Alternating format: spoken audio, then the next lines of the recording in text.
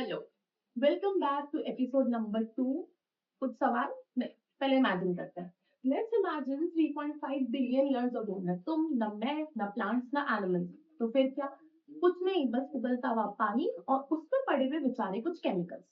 पर केमिकल्स ने एकदम से उठते से कैसे बोल दिया यार कि अभी हम लोग जिंदा है? मतलब अगर कुछ गैसेस ने रिएक्ट करा और उसने मिलकर डायरेक्टली को जिंदा बना लिया, तो ये तो बहुत ही बढ़िया बात है। हम सब लोग एक लैब में चलते हैं और वहां जाके दो मर्जी के केमिकल्स उठा के मिला देते हैं और उससे बना लेते हैं कुछ जिंदा। मतलब यार मुझे लगता है जो पुराने वाले जानवर थे ना बड़े इंटरेस्टिंग थे, तो उनको तो वापस आ ही जाना चाहिए। तो हम चलते हैं एक लैब में, कुछ 10-12 चीजें मिला लेते हैं और जितनी भी एक्सटेंट चीजें हैं उनको वापस लेके आ जाते हैं। मतलब मुझे लगता है कि डायनासोर वाली दुनिया काफी अच्छी होगी, है ना? बट अगर ऐसा होता तो अभी तक तो बन जाने चाहिए था ना। क्यों नहीं बने? क्योंकि बेटा लाइफ को डिफाइन करना इतना आसान काम था ही नहीं। अच्छा, ये वो तुम्हारी ये इंस्टाग्राम वाली लाइफ नहीं है, व्हाट इज लाइफ। मैं उड़ना चाहता हूँ, मैं गिरना चाहता हूँ, ये वो नहीं है। हम यहाँ पे एक्चुअल में ये समझना चाह रहे हैं कि अगर केमिस्ट्री के रिएक्शन से अगर कुछ भी बना तो वो क्या जिंदा ही होगा, है ना? अगर 10 चीजें बनी तो मुझे तो ये पता होना चाहिए ना कि यार इन 10 चीजों में से आखिर किसको जिंदा बोलूंगा। तो हम लोगों ने या तो साइंटिस्ट लोगों ने एक सिंपल अप्रोच फॉलो करी कि देखो भैया, अगर सेल कुछ बातों को फॉलो कर दे रहा है या फिर कोई भी रिएक्शन से जो भी चीज जो भी सिस्टम बन रहा है, अगर वो इस 3 चीजों को फॉलो कर दे रहा है तो मैं बोल दूंगी ये जिंदा है, कोई दिक्कत नहीं। पर मेरी 3 बातें, साइंटिस्ट लोगों की 3 अप्रोच, इन 3 बातों को तो मानना पड़ेगा, तो ही आप किसी चीज को जिंदा बोल पाओगे।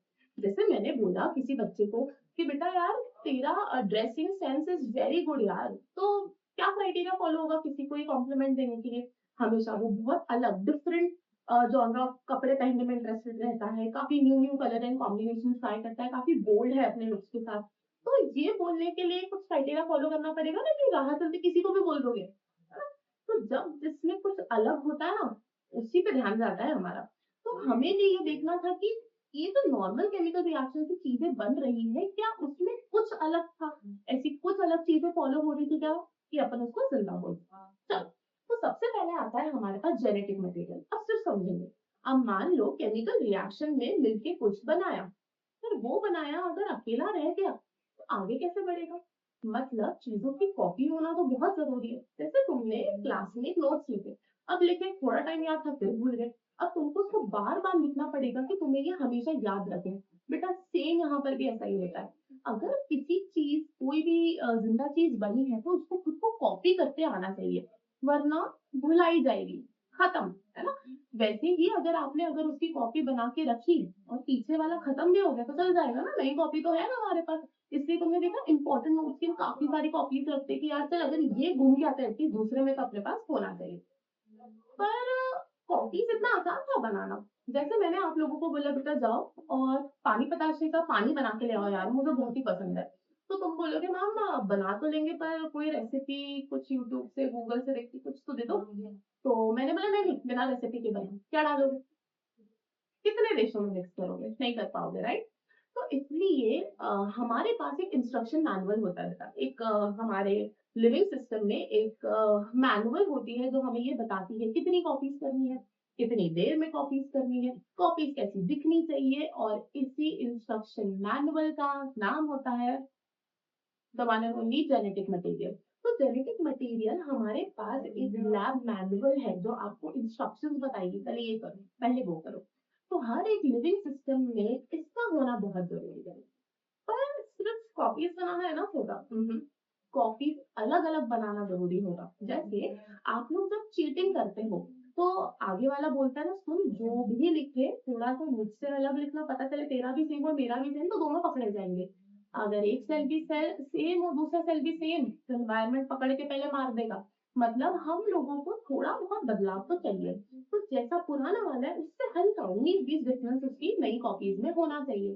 क्योंकि मान लो अगर एनवायरनमेंट में कुछ भी ऊंचा नीचा हुआ, टेम्परेचर बढ़ा या टेम्परेचर कम हुआ, तो ये सारे सेल होंगे सबसे पहला शिकार। तो हमारे पास जेनेटिक मटेरियल की मदद से जो भी कॉपीज बन रही है उसमें हल्का फुल्का बदलाव होना जरूरी है। तीसरे नंबर पे ये जो कॉपीज बनाने की प्रोसेस है ये कभी रुकनी नहीं चाहिए बेटा।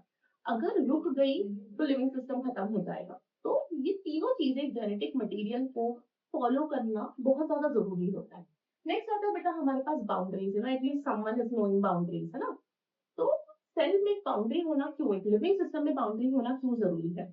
मान लो आपका एक फ्रेंड सर्कल का ग्रुप है, करेक्ट, और वहां पे आपने सबको बोला देखो गाइस हमारे ग्रुप की चीजें हमारे ग्रुप में रहनी चाहिए, ये कहीं बाहर नहीं जानी चाहिए। पर कुछ लोग है ना, किसी का तो नाम याद आ गया नहीं होगा, तो पर कुछ लोगों ने तुम्हारे ग्रुप की बातें सीधा बोल दी जाके बाहर। अब कहीं ना कहीं उस इंसान ने बाउंड्रीज मेंटेन ही नहीं करी, मतलब सेल का पूरा इंटरनल एनवायरनमेंट कहाँ रख दिया, बाहर जाके लोगों के सामने। अब सब लोग तुम्हारे बारे में गॉसिप कर रहे। अगर किसी भी सेल अपने अंदर कुछ भी काम करे, वो अंदर ही रहना चाहिए, बाहर नहीं जाना चाहिए। वरना अगर बाउंड्रीज नहीं हुई, बाउंड्रीज मतलब प्लाज्मा मेम्ब्रेन नहीं हुआ, तो सेल का सब कुछ अंदर का अंदरूनी मटेरियल कहाँ चला जाएगा बेटा, बिल्कुल का बिल्कुल बाहर आ गया, which is not a good sign, correct. तो सेल के पास एक बाउंड्रीज मेंटेन होना बहुत ही ज्यादा इंपॉर्टेंट है। जैसे आपकी फ्रेंडशिप में बाउंड्रीज होती है, तो what do you expect from a person, कि मैंने जो बताया है ये किसी दूसरे को ना बताए, है ना। तो वैसे ही सेल की बाउंड्रीज होती है जो सेल के इंटरनल कंटेंट को अंदर ही रखती है। नेक्स्ट आता है बेटा रिएक्शन। ये हमारे दोस्त और मम्मियों की तरह है, कोई बात नहीं, देखो बर्तन धोते नहीं आते, झाड़ू पोछा लगाओ, कोई दिक्कत नहीं है। आपको फलंग में कंटिन्यूएशन में कुछ ना कुछ तो करते रहना है। वैसे ही हमारे सेल्स में कंटिन्यूएशन में कुछ ना कुछ चलता ही रहता है अंदर। कभी कुछ टूटेगा तो कभी कुछ बन जाएगा, जैसे डाइजेशन होना, एनर्जी का इस्तेमाल होना, एनर्जी बनना, तो ये सारे प्रोसेस हमारे सेल में कंटिन्यूएशन में चलते रहते हैं। मतलब अगर कोई भी लिविंग सिस्टम इन 3 क्राइटेरिया को फॉलो करते तो मैं बोल दूंगी ये रहा लिविंग। ये तीनों क्राइटेरिया एक बेसिक गाइड है, बेसिक रूल्स है। अगर ये फॉलो लाइन बाय लाइन हो गए तो मैं बोल दूंगी हाँ यार ये जो सेल है वो बिल्कुल लिविंग मटेरियल है। जैसे अगर एक एग्जांपल लर्न करना हो तो सबके स्कूल्स में डिसिप्लिन इंचार्जेस बनते हैं। अब डिसिप्लिन इंचार्ज का जब डिस्कशन होता है टीचर पैनल में कि यार इस बच्ची को हमें या इस बच्चे को हमें डिसिप्लिन इंचार्ज क्यों बनाना चाहिए, तो टीचर बोलती है कि ये बच्ची बहुत अच्छी है पढ़ने में, और ये बच्ची काफी सिंसियर है, काफी नीट एंड क्लीन है, वेल मैनर्ड है। मतलब सोचो एक डिसिप्लिन इंचार्ज बनाने के लिए जब क्राइटेरिया फॉलो होते हैं तो क्या जिंदा के लिए क्राइटेरिया फॉलो नहीं होंगे। सो genetic material, boundaries and reactions. अब आखिर ये लिविंग सिस्टम में किधर होते हैं, तो this is ABC. Can anyone guess A क्या होगा, तो सबसे इंपॉर्टेंट जेनेटिक मटेरियल। बी क्या होगा बेटा, B for boundaries, what is boundary, plasma membrane. और रिएक्शन करने के लिए जगह चाहिए, जगह मतलब C, that is the B. And ये सारी चीजों के बारे में हम काफी डिटेल में पढ़ेंगे हमारी आने वाली क्लासेस में। अगर समझ में आया हो टू कमेंट कि अब समझ में आ गया कि किस चीज को जिंदा बोलेंगे।